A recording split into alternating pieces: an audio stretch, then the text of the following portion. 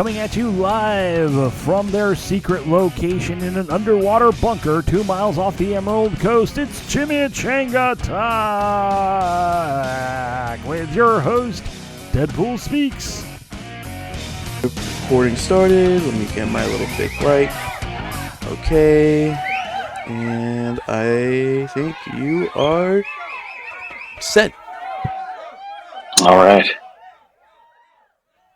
All right, and we're back, guys. We're back, and it's been an amazing ride. A lot's been going on. It feels like we've been doing this for years and years. But you know what? There's somebody that I know that I have known for years and years.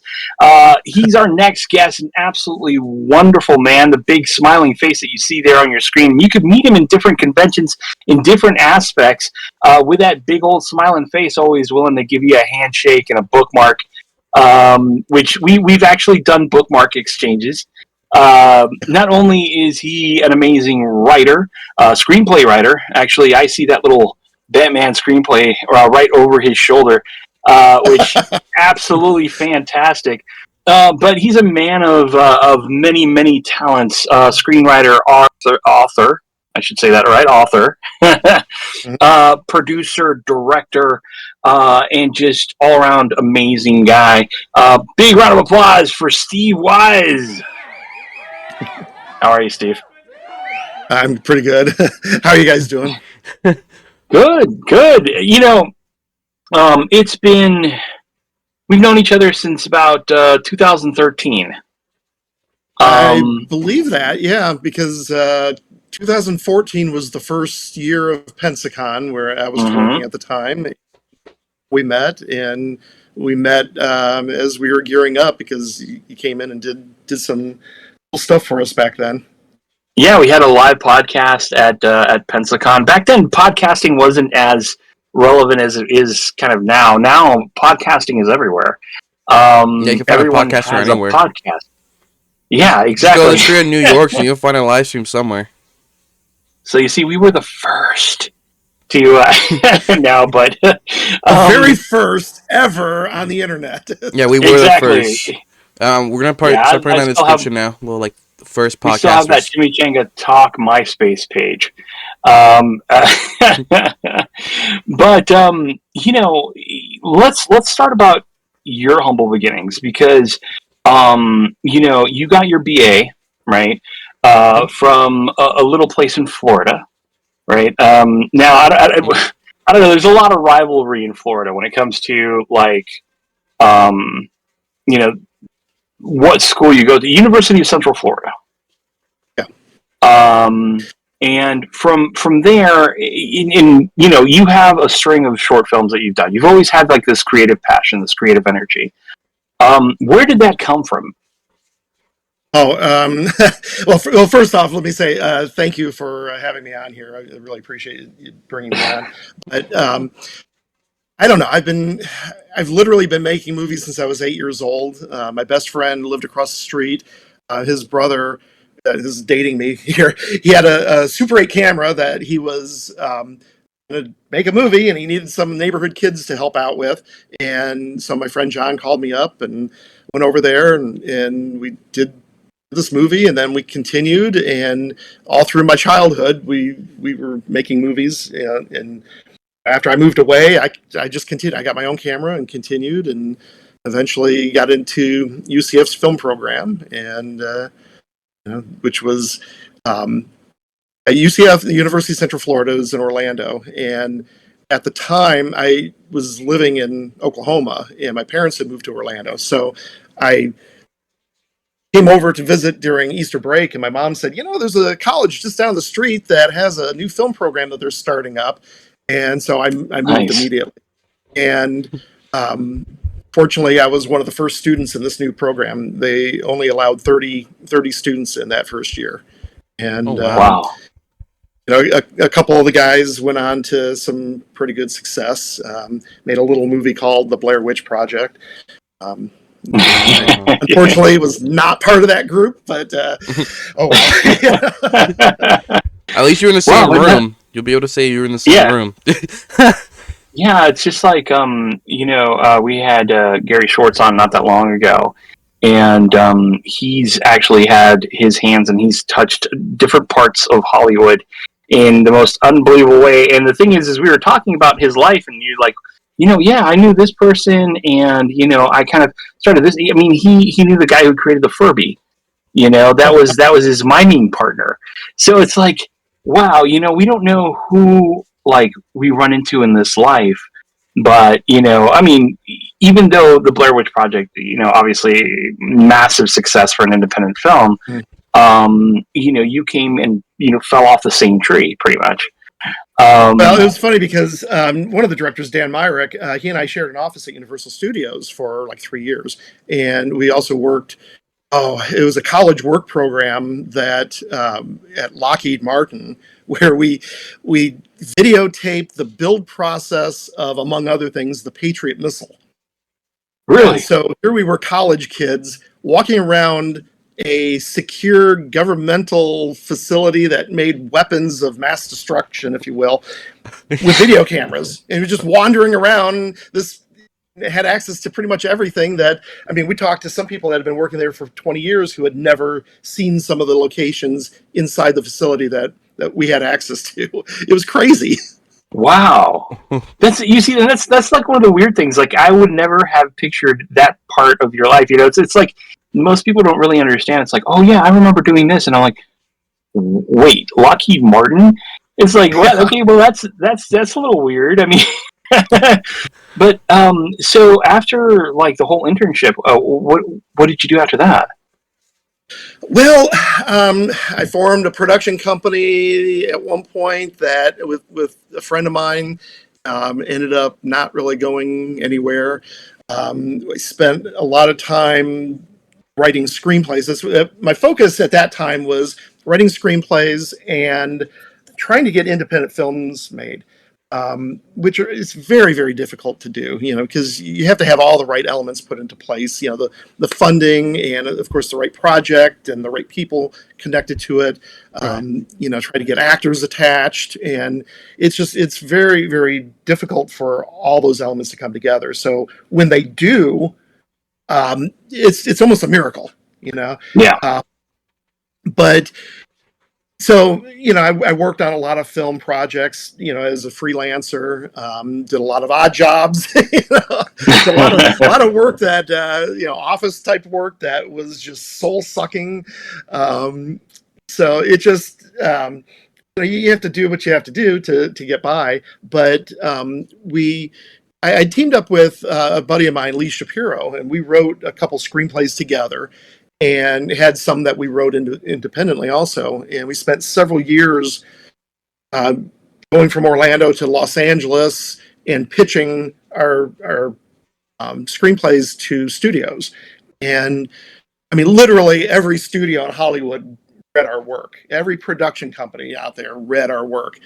And it's a little frustrating because it was one of those things where I don't like to tell you no, but they do in a roundabout way. It's like, well, this isn't for us, but it's whatever else you have.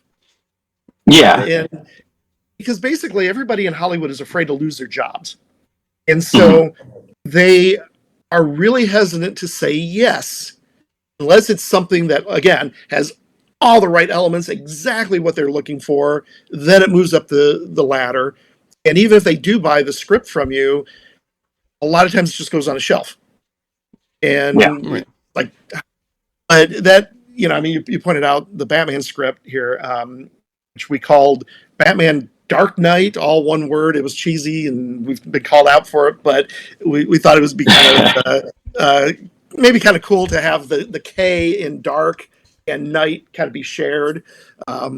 We did that as a temporary title, knowing that it would probably be changed anyways. But we pitched it to Warner Brothers. I actually forced Lee to watch Batman and Robin, because he just absolutely refused to watch that movie.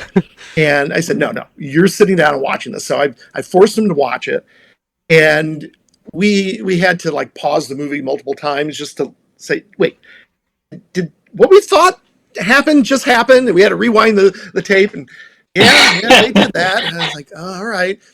And so afterwards, he looked at me and said, we could write something better than that. And we had just gotten back from Los Angeles where we had a meeting with Warner Brothers. And so we put our brains together and came up with an idea. And we called our contact at Warner Brothers and said, hey, we got a pitch for a Batman movie. And he said, yeah, sure. And we pitched it. He sent us up the ladder to the vice president of the company. And we pitched it to him. And he said, yeah, that's great. Write the script. So, okay. What? And we wrote the script. And we did a couple drafts. And when we sent it off to Tom LaSalle, the VP, that very week he quit. Oh. And what? What timing is that? It was such a great story that he couldn't handle it. I guess he wanted to see it as a fan instead of a creator. Well, we worked with them for another 2 years, and Tom was replaced by Jeff Robinoff, and Lorenzo Di Bonaventura was the president of the company at the time. And Lorenzo talked with us on the phone a few times. He said, we don't know what direction we're going to take with the Batman franchise. Because our script was a direct sequel to, the Tim Burton, Joel Schumacher films, trying to make it arc again, back to the Tim Burton type of style. Scarecrow was our main villain. Man-Bat was featured in it. And, but they weren't sure, what they were going to do. And eventually, Jeff Robinoff called us and said, well, we decided to go in a different direction. And at the time, he told us that they were going to do an adaptation of Frank Miller's Batman Year One, the graphic novel. And they hired Frank to write the screenplay with Darren Aronofsky, who was going to direct. And when he told us that, we're like, yeah, sure, yeah, of course, that sounds great. I'll be the first in line to buy a ticket to see that. And a year went by, and when the script was finished, Warner Brothers hated the script and fired those two. Wow. And then they went on to, they hired George Miller to do, I believe, Justice League, which got canceled. They brought in Wolfgang Peterson to do Batman versus Superman. That got canceled. I may have those directors mixed up on the projects, but they were going to do a live action Batman Beyond. They were going to do one other project too. Every single one of those got canceled. And in the meantime, we're just like, we've got a script here, and come on, make it happen. And eventually, Batman Begins was announced, and okay, and even though what's a little familiar. Yeah, I was about to say, what's really interesting about your screenplay and Batman Begins is there are some similarities, not crazy ones, but there are some similarities. So they definitely took a bit of what they got from you and put it in there. But what's funny is Lee got a hold of the screenplay to Batman Begins before the movie came out, and he gave it to me, and he said, "Here, read this." And I'm reading, going, "Oh wow, this is great! I love this." I'm like, wait, that sounds familiar, and reading through line, that's pretty much on the nose of what we wrote. Yeah, and then that's the crazy thing is that because in Hollywood, a lot of people were like, okay, and you hear this from like screenwriters all the time. It's like, well, they kind of took my idea, they rolled with it, and it's like this was pretty much my idea. This was kind of like it, but they built it into something else. It's big business in a sense, Well, ideas are not copyrighted, Correct. Copyrightable, is that the word? You can't copyright ideas, in other words. It has to be the execution of the idea. And, Warner Brothers owns the Batman IP. So, we pulled a lot from the comic books, and in particular with Scarecrow, with one exception. And this is what's really annoying is every time that we have an idea, it's like, ooh, nobody's ever done that before. Someone does it. And this idea actually ended up being used for one of the James Bond villains, but what we did with Scarecrow was have him have this condition where he doesn't feel pain. Well, there literally was just a movie that came out a few weeks ago with Jack Quaid called Novocaine, where his Novocaine, character yeah. has that condition. Like, we were the first. But I mean, it was like a brilliant way to go ahead and introduce a character who, kind of embodies fear and kind of like use it as a weapon, is someone who doesn't understand what it's like to have that, because they have this condition that kind of eliminates that part of, the sensory part. That's like, oh, okay, so it was a really cool take on Scarecrow, which you. you guys, if you have the ability, we're going to go ahead and link it below. He does have that for sale. And you definitely, being a Batman fan, I can tell you definitely want to go ahead and read it. I picked it up at a convention, and I was done with it in a day, just because I couldn't put it down. It was great. And we had that discussion. It's like, and I'm curious, because have you heard of Bat in the Sun? I don't believe so. They are like a fan based YouTube Batman. Are they the ones that did the audio drama? Well, they did the live action. Yeah. The guy. Yeah, we had their Batman on our show originally when it was just an audio podcast, and he was actually in Dodgeball as well. He was I think Taser in Dodgeball. He was part of the bad team, right? But he played their Batman. And I felt so bad for him, because like at that time we were just doing all audio. Like YouTube wasn't like as big as it is now, where everybody wants to see you, And he had gotten all dressed up for it and everything, and I was like, "No, dude, we're all audio." But they were talking about how a lot of this stuff was like, and you were talking about getting the funding and doing all this other stuff. I mean, nowadays it's a lot easier to kind of use different avenues that we didn't have before to kind of help fund these films. But he was lucky enough where he did get a lot of the fan support originally, before Kickstarter, before Indiegogo, and all these other things, to kind of produce these Batman films, using like a gray suit Batman, and using the guy's natural muscles and everything else to kind of just sell it. Now, have you ever thought, okay, well, these years later, right, just for fun, to do like a fan film, right? Where you can't really sell it, because it's somebody else's property, but just to kind of like film the story. And I know you have other visions, yeah, but tell the story and kind of see it to completion. Did you ever think about that? Well, I wouldn't want to try to produce like a fan film version myself. I'm not a pun intended, not really a fan of fan films in general. I mean, some of them are done really well. Yeah. But I mean, we would not have written that unless Warner Brothers had said write it, because the way I look at it, and I know Lee kind of felt the same way, at least at the time, was why spend our time and energy and efforts and our skills to do something that is not our work? I would rather try to create something new and original and get that out there instead of playing in someone else's sandbox. Yeah. Build my own sandbox. And I understand that completely. That's one of the most beautiful things. Sorry, about fan films, and I do understand, because fan films sometimes they don't even make it past like the starting line.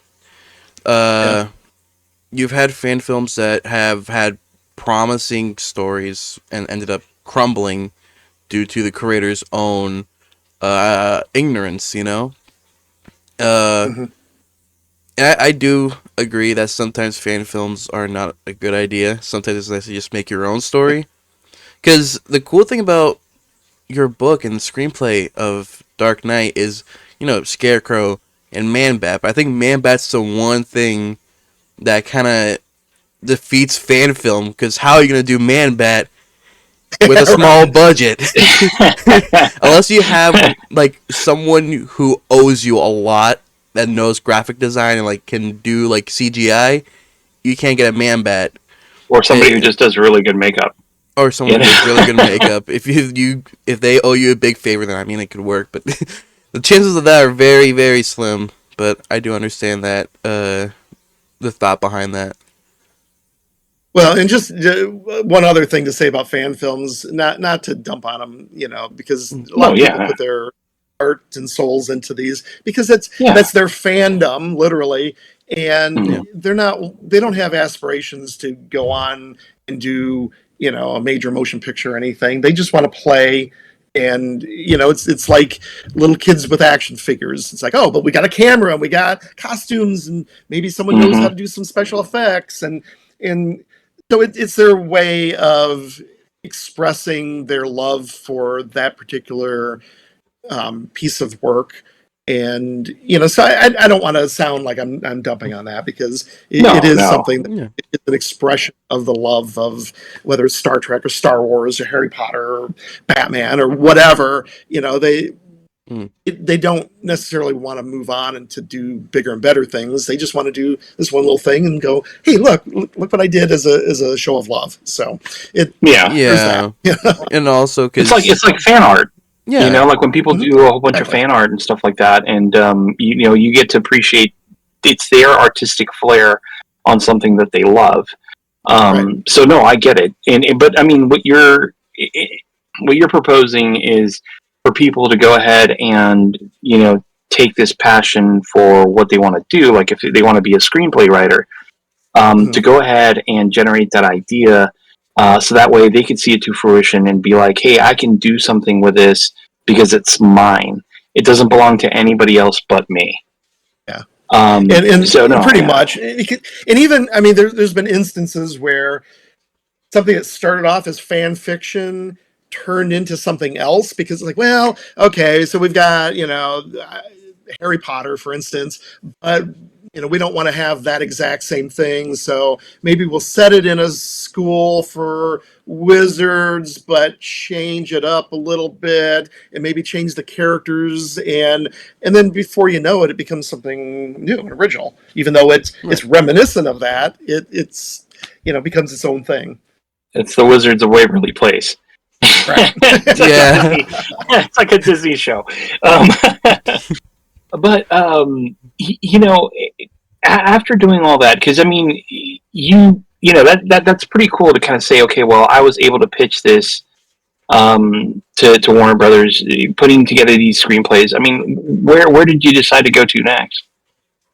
Well, there's been a couple times in my life where I've quit the film industry completely, just because getting frustrated. We Mm-hmm. had I had teamed up with another writer, Joe Weckerly, and he had his own production company with some other people, and we did a short film called Ice Blue, and then we were trying to pitch that as the pilot for an anthology TV series, and we ended up revising that to where we decided instead of trying to sell it as a TV series, let's make a movie. Let's do an anthology movie. And so the two of us wrote several other stories. We ended up rejecting, we did not include Ice Blue in that.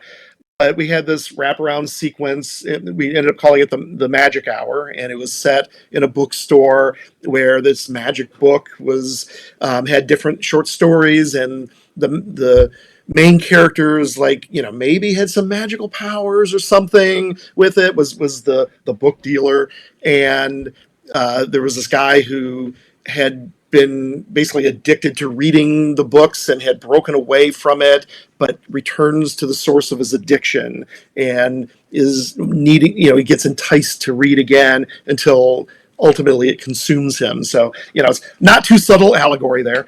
But each of the stories were, kind of dealing with psychological issues. Each one had a twist. And we really were proud of the work that we did on that. And we were in development for a couple of years on it. And we had some people involved that were supposedly trying to get us money. And that the film industry is full of con artists. Let's put it that way. People that are kind of shady, and we learned that we had just been spinning our wheels because the person that supposedly was getting us financing was not being truthful to us, and so we ended up canceling that project.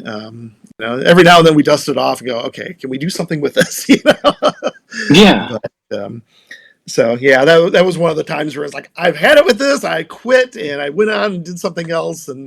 But unfortunately, kind of like the mafia, it's just you think you've escaped, but it draws you back in. And you bring me back in. Yeah, no, it's like your little book reader there, right? Yeah. Always addicted to the story. It's like your book reader, always addicted to the story, right? You always come back for more. I want to drop this in because I'm not gonna say the actor's name because I'm not gonna put anything on them. But I had met them, and they said the same exact thing. They said I was about to retire. I was finally about to go move out. I was gonna live my life, and then they pulled me back in for a sequel. And now I can't get out. he told me those words. It was a very popular voice actor, and he was like, "They just pulled me back. I want to go so badly." So they really get like a mafia, and they pull you back in. Also, I think your camera froze. Not you, Steven. No, yeah, I know. I'm trying to fix it. Oops, there it goes. Okay. There you are. Okay, I saw it freeze. I was like eyeballing you. For yeah, no. Yeah, I was like trying to fix it in the background. No, you're fine. But yeah, it is like if you ever try to quit, they're gonna toss you into the ocean. That's pretty much how it is. Well, and where I'm coming from too, it's like, when I had walked away from everything, I ended up doing a couple small projects, a couple small short films. There were some contests that were like 24 hour, 36 hour, 48 hour, whatever they were, video races where they give you a topic and they give you like usually a prop and a line of dialogue, and everybody has to use the same thing, and you're given X number of hours to write, shoot, and edit and turn it in. And so we did it. I did a couple of those. Ended up winning some awards from those. Did another, did a couple other short films that were more scripted out and to some varying success. But I ended up here in Northwest Florida. I ended up getting brought on with a company called Kinematic Entertainment, where I produced several short films for them. And they were connected to Pensacon in the early days, and that's how I got sucked into that. And, so it's like a domino effect. One thing leads to another. But because of my work with Pensacon, I was able to meet people like Alex Hyde-White, who started my most recent film, The Walker. I met Corin Nemec and Jason London, who starred in a TV pilot called Blackwater Blues that I directed. And so I've been able to meet some great people and work with a lot of professionals, and I've won an embarrassing amount of awards for my films, and so they've done amazing tours too. Like your film Survey, right? Yeah. 60 film festivals, something like that. Yeah. So it was like a ridiculous amount. I know it was like a, but I mean, how cool is that to see? Because I remember when you first started talking about you were shooting it, okay, being friends and everything, being able to see kind of the whole thing come to light wasn't easy. I mean, the film itself is like what, just under 30 minutes. It's like 20 some odd minutes, right? Oh no, Survey is only like 13 minutes long. Oh, okay. I thought it was longer. Okay, no.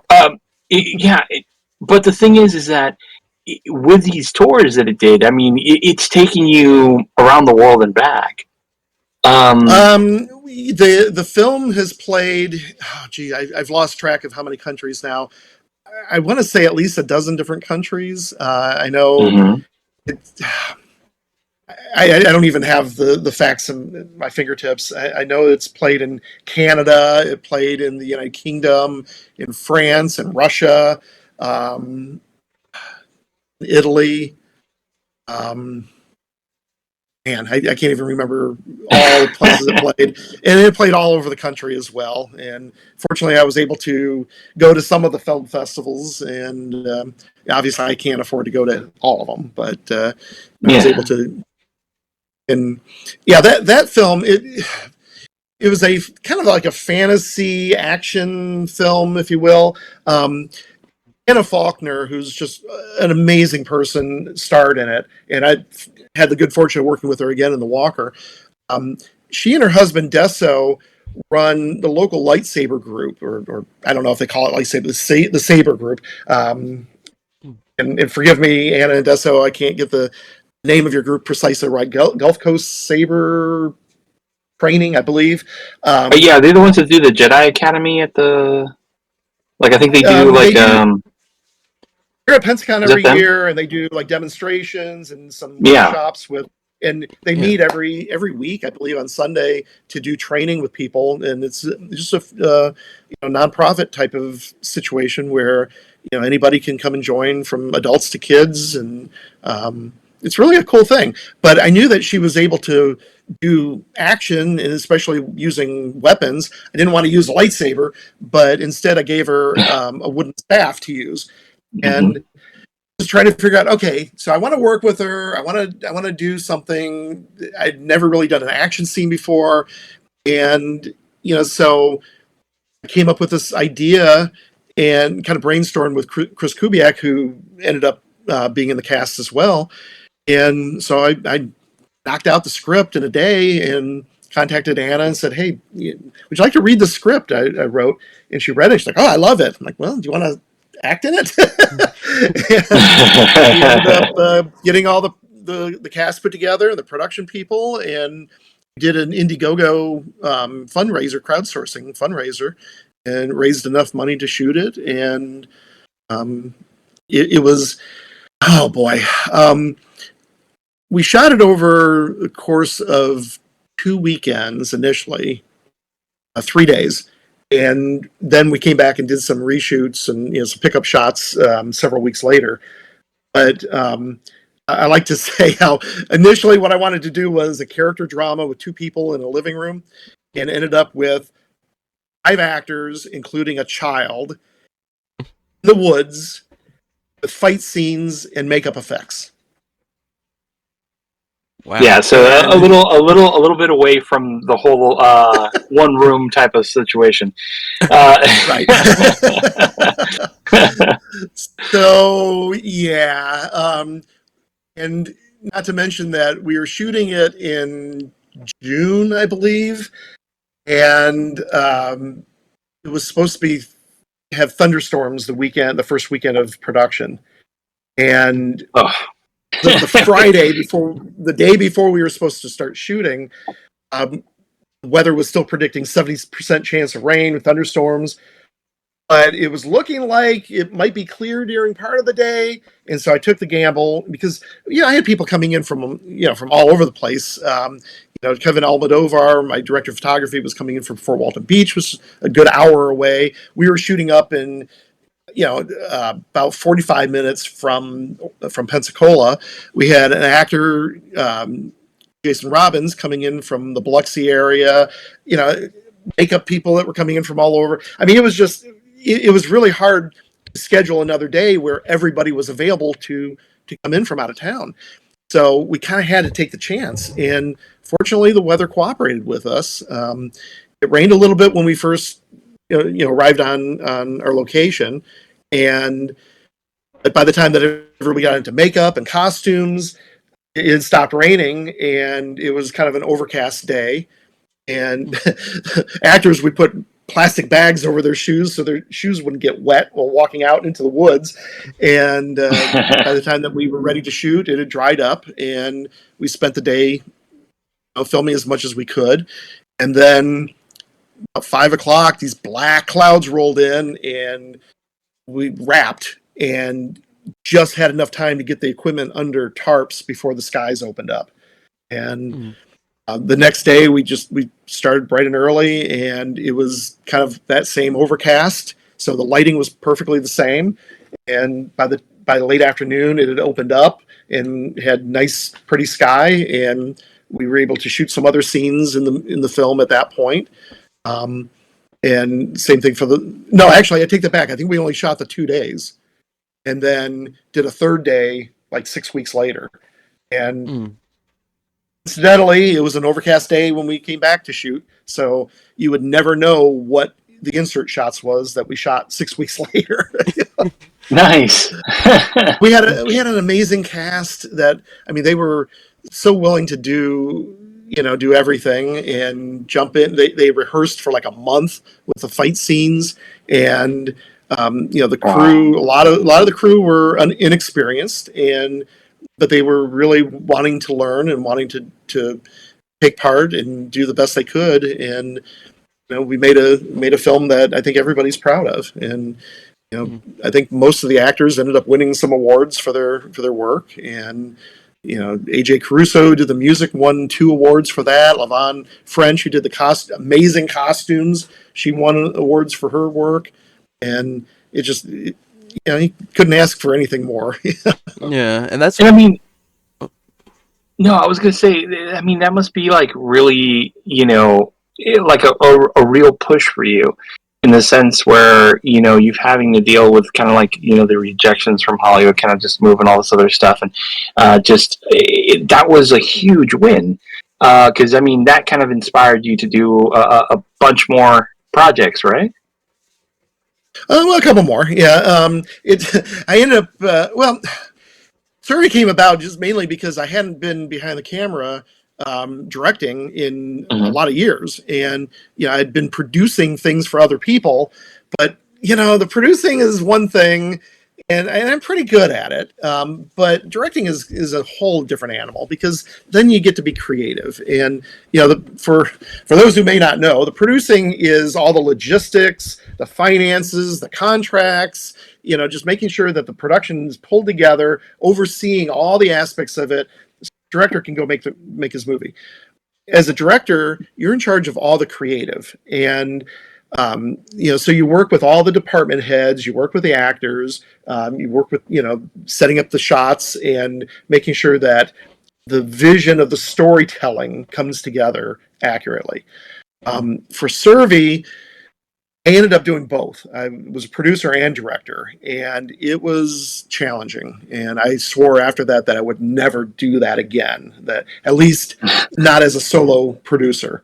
There's certain things, certain producing jobs that I can do while directing, but I really needed extra people on board. And for the next couple projects I did, it was. I had other producers on board, so that was very helpful to me.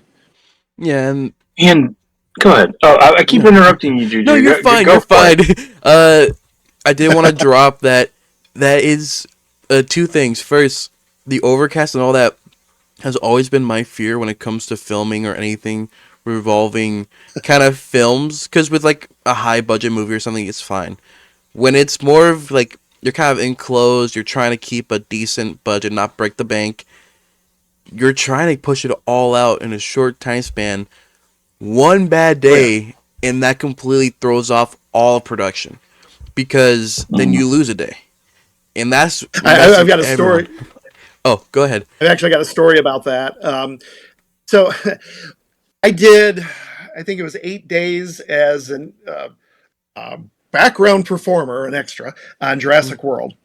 And mainly I just I had the opportunity to get on that set, and because it was being shot in New Orleans, and yeah, cool. So I took the time and went over there, and I think the amount that I was paid for my hotel room for the week. But I wanted to see how a big, huge budget production handled things. And in a lot of ways, they were doing exactly the same thing that we do at a low budget level. It's just they have more people and more toys to work with. But we were like, maybe the 3rd day of shooting, we showed up at 6 a.m. to sign in. They had this huge metal tent. I mean, it was just this gigantic circus tent for all the background performers, because they had 800 of us that were there. Oh my And gosh. so they had to get us through. They had breakfast for us in that big tent. That's where we waited until we were called onto set, which was right next door. It was in the parking lot of the Six Flags that had been destroyed by Hurricane Katrina. So we literally had this broken down amusement park right next to where we had a fake amusement park built. And from the outside, you just see these big piece of wood, and there's some wall. And when you walk in, suddenly you're in Jurassic World, and it's like, okay. And it looked exactly like a real functioning theme park, other than giant green screens on either end. Yeah, of course. But when that one day we showed up and it was storming out, and we're like, okay. And they told us to wait in our cars because it was not safe to be in the tent, since it was made out of these big metal struts, and they were afraid of lightning striking it. Lightning, yeah. So we waited in my car for a couple hours until the storm passed. Then they brought us in, and they had us just sitting and waiting literally all day long. And finally, late in the day, they called us onto the set. Now, this is a continuation of what we had been shooting for the last couple days, which was bright, sunny day. And I'm just thinking, there's no way this is going to match. It's the lighting is completely different. We get onto the location, onto the set, and they get the camera set up and everything, and they don't even roll 1 foot of footage because they just decided, nope, not working, and they sent us all home. Wow. Oh, wow. That's like I said, that's one of my biggest fears. It's like one weather change, all of it's thrown off. Not only for directors, and everyone is affected by that. Everyone. Yep. So God, that's the biggest thing with destination weddings too. If you're gonna have a destination wedding on a beach, the biggest thing, and some people know this about me, but some people don't. Like I'm a photographer, so I have a wedding business, and the biggest thing that I always have to ask is, what's your plan B? Okay, because you got all these guests coming in from out of town. You have, because a wedding in itself is a big production. It's a big Hollywood production. Pretty much, it's a ceremonial. Hey, we're gonna give you away. So you have to take into consideration, well, what are you going to do? What are you willing to do? And how much are we going to have to face to get this job done? Or to get you married. But I can understand how nerve-wracking that would be, especially in the position that you were in, right? Where producer, director, or, writer, just kind of like, you were taking care of everything on all aspects of it, trying to make sure that logistically everything was working out fine. And even though it's not 800 people for you, it was 5 people and a child, which, I mean, having a child actor is always challenging in its own. Yeah. But, I can't imagine how... it's one of those situations where these are the reasons that you kind of wear a hat, because if not, you'll be pulling out all your hair. But, I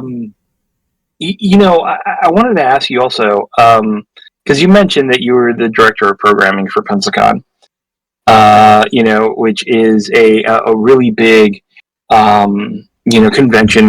geek convention, crossing everything from music to authors to performing artists, just a huge genre of everything geek in Pensacola. And it must have been hard the first couple of years, because around that time when you guys were getting started, there was a kind of resurgence in conventions, and there were a lot of people getting ripped off at the same time. There were a lot of bad actors out there, and I'm not talking about the Hollywood actors. I'm talking about people behind the scenes running conventions that were really doing a lot of shady things. Yeah.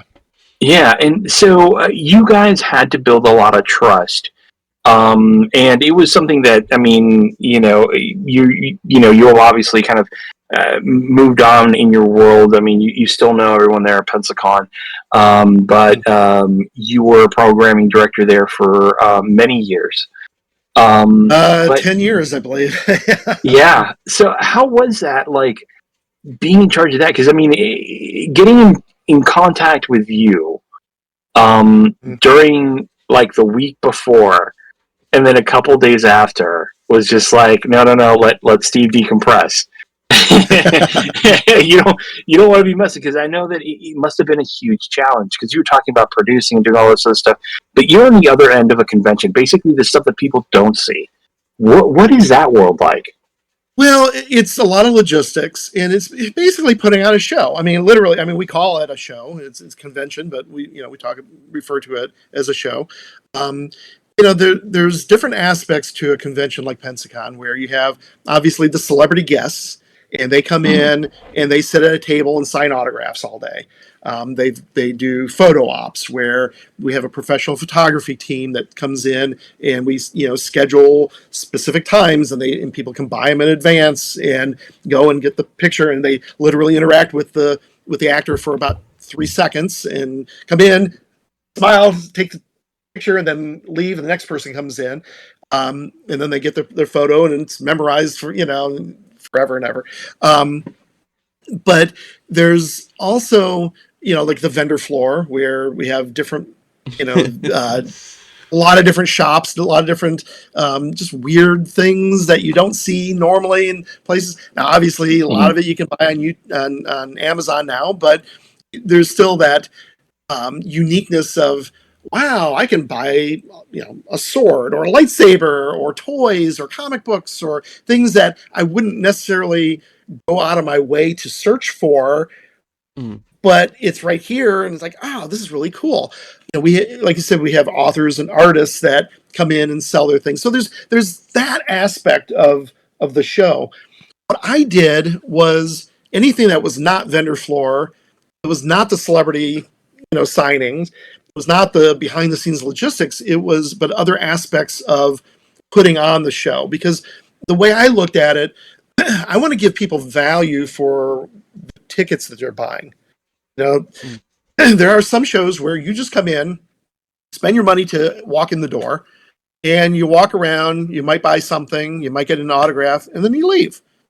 Because that's it. I came for what I wanted, and now there's no reason for me to hang out anymore. So what I was doing was putting together like a list of panels, where not only with celebrities, where they come and spend 45 minutes to an hour talking about themselves and talking about their work and their movies and everything, which is great. A lot of people see that. But also people from the community that come in who might be experts at things. Like so you came in to do podcasts. Yeah, podcasting. How to do podcasting for free. Yeah. Yeah. But if, let's say, you have someone who's an expert on comic books and wants to talk about the history of Superman or something like that, or they really are into certain TVs or movies, and let's say they're an expert on Godzilla, which we've had people like that, where they come in and talk about whatever new Godzilla movie is coming out, or the history of that. I think I've done panels talking about Batman, for instance, or talking about screenwriting. We have workshops that teach you how to make cosplay, or how to do robotics, or like 3D printing and things like that. Like, oh wow, I don't have to just come in, meet the one celebrity guest I was here to see, and then leave. My ticket will give me a whole day full, or full weekend, if you buy a weekend pass, full of just a lot of really fun stuff that you would never get the chance to see anywhere else. So that's where I came from. And not to mention, there was also, we had a stage with performers. We would do after hours, comedy shows. We would do, movie screenings. We have a film festival. Karaoke-apocalypse that we did. Karaoke-apocalypse that we did. Yeah. I'm still in charge of the film festival. I've separated out from programming responsibilities, handed that off to other people who are stressed out now. But the film festival is still strong. So it's, and I'm very proud of that. So it's one of those things where, I mean, basically, I was working year round, and but starting in October, the event was February, but starting in October, I would start getting applications and start putting things together, and start working. I also produce the commercials for Pensacon, which I still do. And start editing those, and putting those together, and then come January, I'm getting my schedule locked in and doing a lot of logistics with emailing people and making sure that all the pieces are put together, and coordinating with the photo ops people, and coordinating with the people who are booking flights for the guests, because sometimes I don't know when they're flying in, so I can't put the schedule together for when their panel is until I know when they're flying in and flying out again. So there's just 1,000 moving parts that have to all click in, and a lot of times it doesn't click in until day that we open. and it's almost like you said, it's when you're writing a screenplay, when you're putting together these ideas, right? Everything has to kind of mesh. Everything, the funding, the cast, everything, it all has to be go together. So it's almost like your world in screenwriting and in the production part of film all kind of blends together. So it kind of made you a really good, as be it very stressed out, but a very good programming director, because you took lessons from everything that you've done so far and adapted it into this other world, right, where we saw the collapse of so many conventions because of poorly managed, or just logistically they thought it was just going to be an easy cash cow of just, hey, let's bring all these celebrities in, and it's just, but they don't realize that there's so much more behind it. So yeah, no, I can imagine how overwhelming all that was. With Pensacon, I mean, and I'm not really the best one to tell this whole story, but I know that Mike Ensley, who initially came up with the idea and is the owner of Pensacon, his idea was just to have a one-day event in the Grand Ballroom at the hotel, the Grand Hotel, which is now down. And in the year prepping it just kind of grew and grew to where we ended up having to move over to the Bay Center, which is, for those of you who are outside of the Pensacola area, it's basically a hockey rink that was built in the 80s and is just the stupidest building I think I've ever walked into. We need a convention center so badly, but it just, we've made it work. And but that first year, we had no idea how many people we would get. We were hoping for 5,000. We were thinking that, okay, if we get 5,000, we're doing really good. And we ended up with 11,000. Yeah. In year 2, we doubled that. And then each year we've added on and just grown and grown and grown. And we outgrew the Bay Center and the hotel, and ended up having to move to venues all over town. And we were such a unique convention in that regard, other than like Con in Atlanta, which consists of 5 different hotels and some other venues. I think we're about the only convention that did that, where we spread out all over downtown. And we got a lot of people in the community involved. The city rebrands the airport every year as the Intergalactic Airport, and they hang banners and different things. That the gates are now Stargates, and it's fun. They get into it. Now we've been partnered for the last couple of years with the First United Methodist Church of Pensacola. It has a wonderful facility. This campus is just amazing, and they have been over backwards to make us feel welcome. And so we use their facility for all the panels and the programming. By the time because my job during the weekend was running all over the city. I had a little golf cart that I'd be zipping around, pecking on everybody, making sure that everything was moving, was operating smoothly and putting out fires. And I leave that job. Now everything's under one roof. All right. Well, cool. I'm glad it happened finally. Should happen before I decided to step aside. Well, I mean, we saved you a little bit of a headache, Steve, just because I know that the last couple times we've done karaoke apocalypse, we've done it in the hall there, in one of those rooms, and we've been that close to getting kicked out several times, just because come on, it's karaoke, it's challenging. Everybody likes to put on the best part, and we don't want to annoy everybody else, but we tend to do it. I'm not a very quiet person when it comes to entertaining. So, but it is an amazing and fun time. If you guys haven't attended, Steve's been lucky enough to be there as a guest last couple years. And and go I ahead. had met Steve. I had met you. I think it was last year. I'm forgetting now. But last year, it was the first time I did get to meet you, and it is fun to go to Pensacon, at least try to every year. You get to meet people you don't expect to meet. Absolutely. We didn't get anything from him, and I feel bad, but there's an actor from Little Chinatown who called us over because he liked my brother's costume, and we talked to him for so long. You get to meet the most amazing people at Pensacon or any convention, but I really love Pensacon. I really do. Well, it was. It's like our hometown con, So 99% of the guests are just wonderful people. I'm not going to talk about that 1%, but overwhelmingly, most of the people are just phenomenal. I mean, like Jason Isaacs, for instance, who's getting some claim right now on White Lotus, but he played Lucius Malfoy, and he's been around for a very long time, and we rode the elevator with him. And I was at the time we were using the Sanger Theater downtown for some of the bigger celebrity panels, and I told him, okay, well, you're going to be your panel's at the Sanger. He said, oh yes.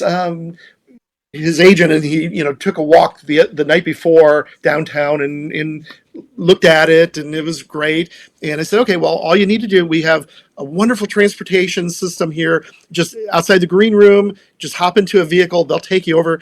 Oh, I think I'll walk. No. We'll take our transportation. Well, sure enough, I was at the Sanger.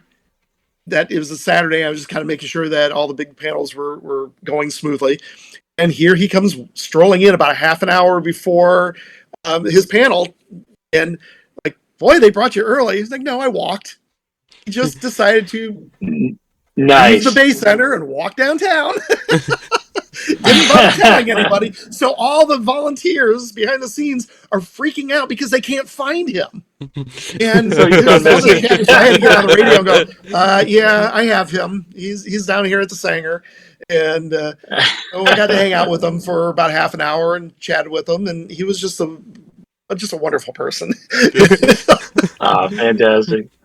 Now, one thing that we do here, and I'd love to go ahead and play this game with you. It's called the Who the How, right? The who is you, and the how is something that we talk about that should be somewhere in your wheelhouse, something that you've mentioned, something that you're either familiar with or we could just have fun with. Now, we don't expect you to know all the answers, right? But or any answer. or any answers, but we expect you to try. It's a fun little thing that we do, just so that way we can kind of get back to our audience as well, so they could go back at and kind of talk to their family and kind of quiz them a little bit with some of the fun stuff that we hit up. And today we're going to talk a little bit about that character that's right over your shoulder there, Batman. So I mean, we had to. Right. I mean, as much as I'd like to go ahead and talk about backwoods Southern brothers or kind of medieval Renaissance fighting, I think Batman deserves just a little bit of attention. Um, so, are you ready to play the Who the How? Sure, let's go. All right, fantastic. And we're gonna start like nice and simple, something that keeps it easy.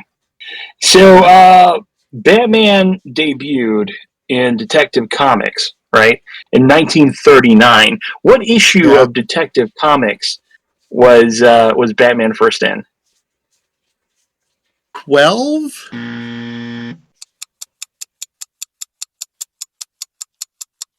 Oh, you said 12.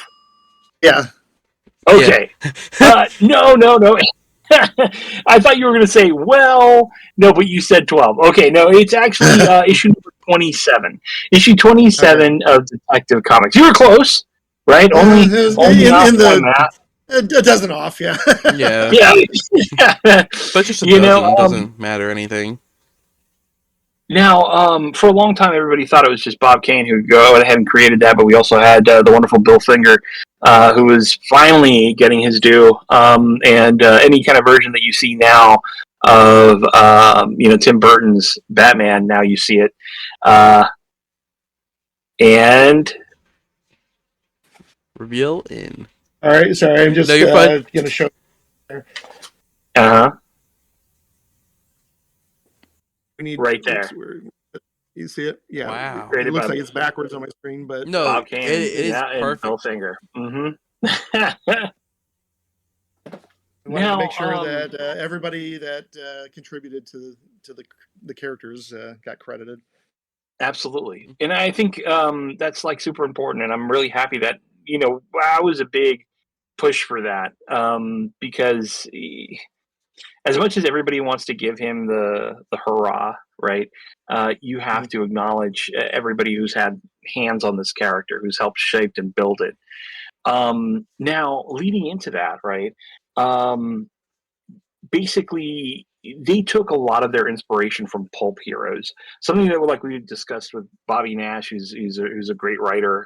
We discussed a lot of pulp things. What are some of the inspiration? I'll take there's quite a few, but give me at least one or two characters that inspired Batman. Well, I believe Zorro was one of them, and Yes. I'm not sure if the Shadow came out before No. Yeah, you're Batman, right. The Shadow. but I believe that was one of the inspirations, even though it was kind of a contemporary. It was like, well, let's kind of take that concept and do something else with it. I want to say the Count of Monte Cristo, also Actually, possibly. that had some underlining tones in it. But yeah, I was looking for Zorro and the Shadow, which like if you combine those two characters together, I mean, essentially that's what you have. Zorro kind of being the defender of the poor who has a rich background, right? And then the Shadow who just strikes fear into like all these villainous people. And it all came from like that whole pulp idea of just and kind of like it's funny because you look at the original Batman, right? Like original comic strip series, and he's like, well, Batman never uses a gun. Hmm. Yeah, Are he you sure does. about that? You sure Eh, about that? one of the craziest things I found about like younger Batman was the fact Joker was a toss away villain and that Batman kills him right off the bat. He no pun hmm intended there, but he just straight up kills him. So something for a kill move, Yeah, not kill move, a no kill rule, all that for Right. just a and murder. actually, that was one. Well, that's one of the questions that I was going to ask. But no, go ahead. You were going to say something. Oh, I was just gonna say, fun fact about the Shadow.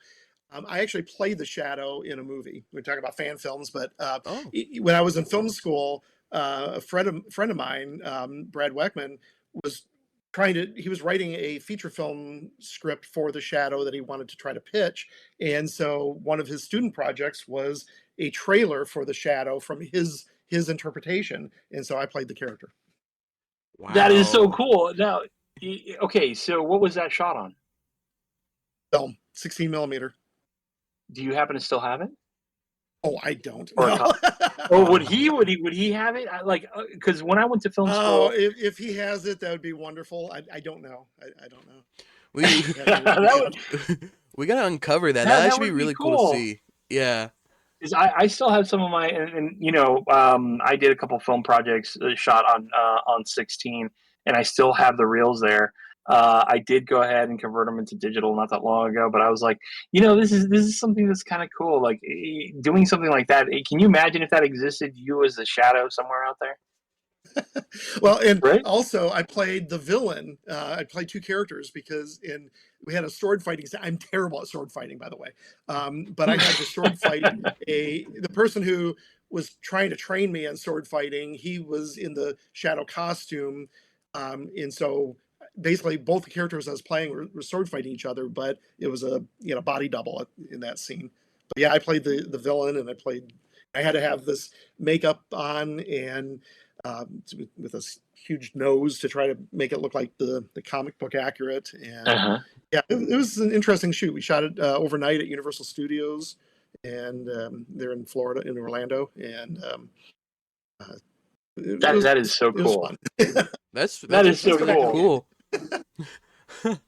Now, because it's been a long time coming because we were talking about the no kill rule, right? Batman's no kill rule, which it wasn't always like that. DC did kind of like a pivot at one point. What year did they do that pivot? Where they, yeah, and I know this one's a hard one. I like that face you put. You're actually going to give this a little bit of thought. Where it kind of changed like that no kill rule, and he went to a non-lethal vigilante. I would say probably in the I wouldn't know the exact date. Probably in the 40s, more than likely. Okay. Okay, so would you Yeah, say it was the early 40s so or late 40s?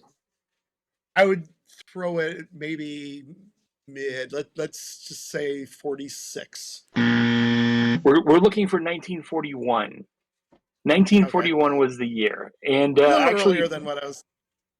well, and I mean, Batman issue number four was the first appearance of Gotham City, where he first kept Okay, like the whole established Gotham City, which was in 1940. So by that time, he was still using, the whole sidearm thing, where it was okay to kind of be, because at that time things were different. I mean, you'd have these hardcore detectives and pulp characters. At that time, the comics were a little bit more. Not as kid friendly as they were at this time, because it was not necessarily as much geared for adults, but it is for like an older audience, yeah, because you had the tunes, which were kind of like more your Porky Pig and stuff like that, those kind of Little Lulu, those comics. And then you had, kind of like what you would call the graphic novels of today in comparison to, your Sunday morning comic strips, which are those things even a thing anymore? I think. Like, don't know. I think they're all webtoons now. they're all webtoons, right? Yeah. But yeah, no, that's when that change was there. So and I'm going to go ahead and I have one more for you. Now, remember those dates that I told you: Gotham City, 1940, right? No Kill Rule, 1941. Do you know? And bonus points if you can tell me the issue. Do you know when we saw the first appearance of the Batcave? Batcave. Yeah. Oh man.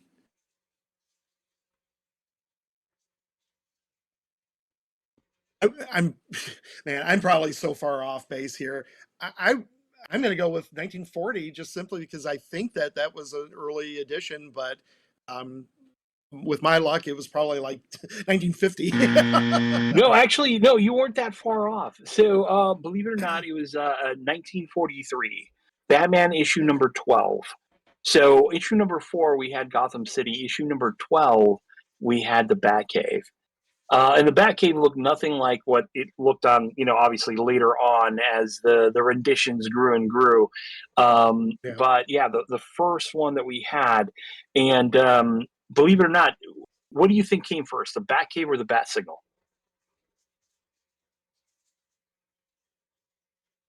Probably the Bat Signal.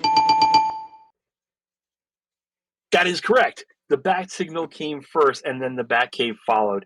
1942 for the Bat Signal, also, but it made its first appearance in, what was it, Detective Comics number 60. So at that time, it was Unfortunately, still, I'm just like with like the comic book history and like dates and issue numbers. you're that's like, not my no. wheelhouse. Well, I didn't expect it to be, but I thought it would be fun either way. Now, speaking of your wheelhouse, I want to touch base on a couple projects.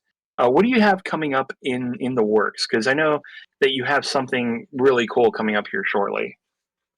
Well, on one hand, I've got The Walker that's in film festivals right now. It's making its way through the festival circuit.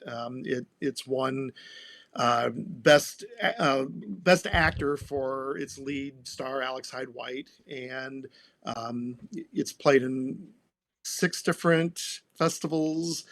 And it had its world premiere in London, which I was fortunate enough to go to. But anyway, so Yeah.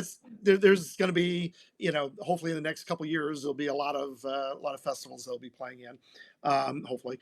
But I've also been focusing on writing fiction, and including I've got 2 books that are collections of short stories. They're multi-genre, Portals of the Mind and The Signpost Up Ahead. And then I've also got a couple, including the Batman script. I got 2 other screenplays that both are award winners that are available in screenplay format, but are published that are available to purchase. But I just created a publishing company to run my books through. It's called Arrowhead Publications, and I'm starting to lose my voice here. So, You're fine. but Arrowhead Publications, and in fact, the website should currently now be available. I think this is the big announcement that I have not That's yet awesome. let anybody else know. Arrowheadpublications.com, to where you can actually purchase my books directly from the website. They're available on Amazon and Barnes and Noble. In very soon will be available in other distribution outlets too. But for the ebooks, for the collections, unfortunately the screenplays are not available on ebook. But the fiction you can download directly from my website. You can purchase it right there and put it right on your Kindle or Nook or whatever other device. And if you want to buy an autographed copy from me, and you don't have you don't want to wait until Pensacon in February, you can buy it directly from my website, or it'll direct you to the different platforms. But I do have a couple books that I'm working on. I just finished actually a short story called Another Stupid Time Travel Trip. And Okay. if you sign up for my newsletter, you will get a free copy of that.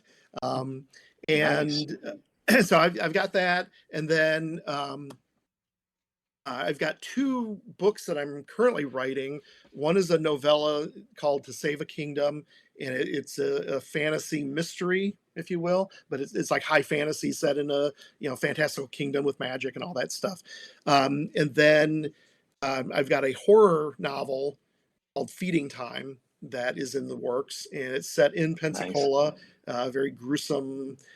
Detectives are trying to solve a grisly murder that may or may not have been committed by a human being. So Oh, those that's are cool. in the okay. works. Yeah, be on the lookout for those. And we can find those, and we're going to go ahead and have your link tree below. So, Okay. guys, remember that if you want to go ahead and see Steve's work, which it is fantastic, we'll have those links below. Reach out to him, purchase his stuff, get his John Hancock on a couple of these really great stories. In those anthologies, like your most recent one. I had the honor of purchasing that from you from your table, and it's really good, quick reads. where you don't feel like and I'm always like that. I'm always running around from spot to spot. Yeah. But these are really nice, like, accomplishment reads. Like, I'm going to go ahead and kind of get through a couple really good stories just to kind of help fuel your imagination. And what better way to go ahead and gift something than the gift of imagination and the gift of wonderful storytelling? So be on the lookout for that. And Yeah, and go ahead. one thing I just got to say about my stories too, I don't take people's advice very well when they say, "Oh, focus on one thing and just keep doing that one thing." I don't write in one genre. Mm-hmm. It's so that's why these books are multi-genre. So each story is going to be something different. It'll be a potpourri. You might get some science fiction, you might get a fantasy, you might get a horror, you might get a comedy, you might get just who knows what, a western. Yeah. It's just whatever came to mind as like, oh, I have to write this and put it in there. So they're not themed. So if you're looking for just strictly science fiction, I don't have that.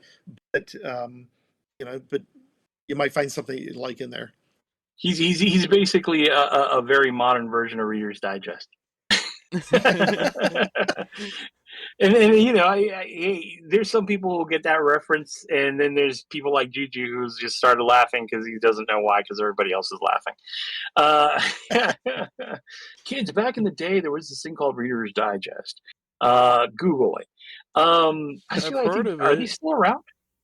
Is Reader's Digest even still I around? haven't heard anyone mention I have it. no idea. I remember hearing a lot about it because I live with you, so I heard a lot about Reddit's Digest like way back when, but I've not heard it since like what Yeah, 20 like their 17. collections their collections of stories. Reader's Digest used to you'd send out these books as also like TV Guide. It was just a collection of different stories from all sorts of different genres. It was kind of like what you were talking about earlier, and it was funny. I was going to make a mention of that, Steve, before we go.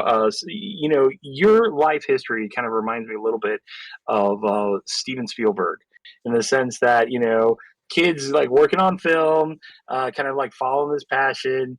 You had something that seemed very similar to Amazing Stories. Uh, kind of like you are the working man's Steven Spielberg. But I would have you ever never have put you ever myself up that level. well, I mean, take the compliments when the compliments are due, and you've done a lot of really, really cool stuff. Like I said, a lot of notches in your belt, plus a lot of really good work to show for it. Despite every other little hurdle that you've had, you seem to have cleared very well. And even when you don't clear them, right, you dust yourself off, you get back up, and you're like, okay, well, we're going to give this another shot. And that's something that I've always appreciated to hear from you. And like I said, always a smiling face at a convention, always running around and then coming That's back. not what I've been told, but Well, the thing is like every time I see you, you got a smile on your face. So I don't know who's watching you that's telling you otherwise. But and I think that's key, because when you're at a convention and you're sitting behind that table, you're selling yourself. Before you ever oh yeah. sell a book off a table. You know. Um, so I definitely want to thank you so much for taking the time out and kind of giving us a little insight into your world, and sharing some time with us, sharing some bat facts, and showing us that if there's anything that we want to do in this world, make sure that we do our own original version of it, and make sure that we have the support that we need, because if not, wear a hat, because you're gonna be ripping your hair out. um, and whatever you do, don't go into a tent in New Orleans, surrounded by metal trusses in a storm, right? So, That's Yeah, a because you might get attacked by a dinosaur. that's a good yeah, tip, just in case. that is a great tip, just in case. Just in case. And Juju, don't you have like a last question that you want to ask Steve Okay. before we? Um. Now I like to ask this to everyone I can. What could you say to anyone, writer, director, anyone who wants to get into the field that you've been in?